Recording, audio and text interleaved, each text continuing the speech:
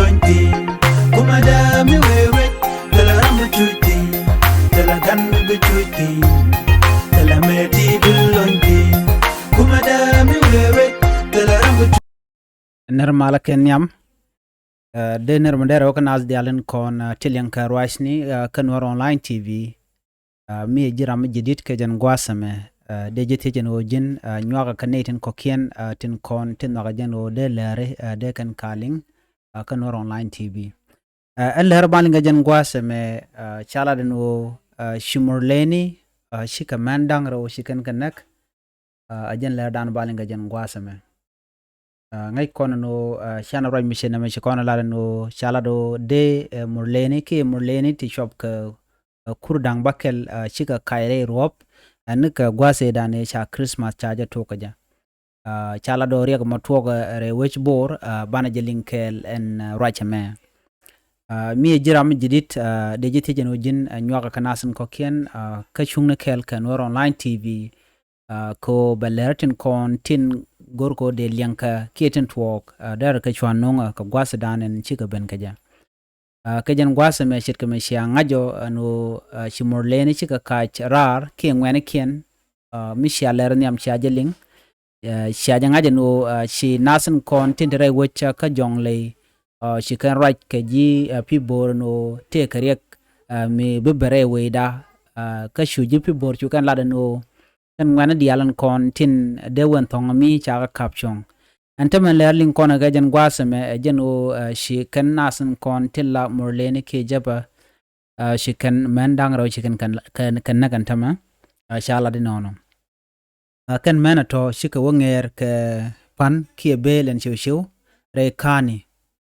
an gwasamo chaga chupet ngwana jaba ke morleni cha roja ma cha jalat chala do ken chicken ka dwan mach gwasa dan shigrum ka shiman on ba no dongde ka rudian bar dungdo shuken kanak chala do pas ka lundian jog gwasan shika ngertin ka belen shiw kie ka pan pas ka kama shil kol kana ma kwat payam shuka shurum ka japan gwasamo chala do shumurlene ka shunak ken mena to chala do ken kamenti dit ki kamenti shidel mnyus no ko ken chika ne tichi dit kene tichi del telema gor jaba jakaka dungmu ka gwar nyet chicken ka denak de kan nang na ka ki de kan ka page ka de kan nang widian ka pibor shala no tuogri ka mo ka tuk tiang gwasa danan shiman shika o ngerten ka pan ki shika bel chicken ko gore kane ari ka matuoga re wej bor ngai kon gwasa me menen kon turne me bako nung turne me ko gor konan gwa ban janga jeno ngumi chi ora lat atem gor kono de konan ai gwasa me ka ta dan len ngwan let kardin ke ja ba gor no banan bana je gui kel ka do dan de kon gui ke ja en turne me gui kono me na mani gwasa me te bortetin na mani pibor ajen waja danan la wich morleni ling kwangole ke pibor ngai kone na me ke liu la territory na me dung jaba ke liu abeno gwasa mene ka witene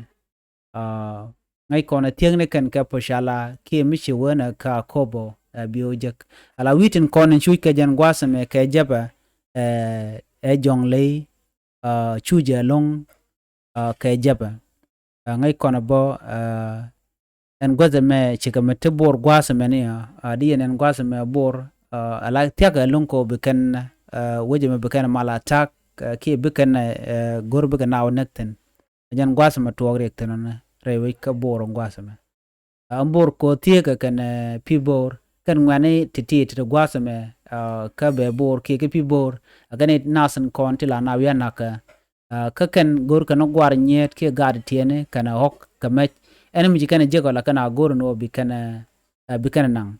mi ma kana jego ka ji bikana nak lera me jen la dana chala do shamen to shop karo sha kanak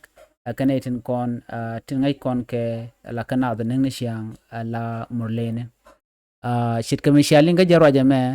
ngai ka je gwan o cha ler cha je top ko ko de na de kan gwich na ma togre wej bor en jong le ke liu daro de aleka ko ngai ke jano kanedi ti chwal murleni ti bikanat bikan gatuk dung me de so Sudan der ti kamal der gwano de mandanen de ka kapchonga je de jagor kume ke nasin kon tin te ngwasmo shet ka jang kan nuore de kan duob mi de ka mat ke je ka duob mi de kan kapchonga je de kan gor o nuorin tama kan jang atikare rolik tin kon tikatin nika gwadi dani shikor che to ko je mi shamal mandan tre wi ka so Sudan ka gwasan be joja gwano de ja kapchonga re ga dan shola lat ajele dan de linga jan gwasame mi jiram jidit gore jin be nywa nas ko ken ko de lerde kan kula mala chub gonden kon gor kon ke de ko ten agenda de linga jan gwasame biata kamal bye bye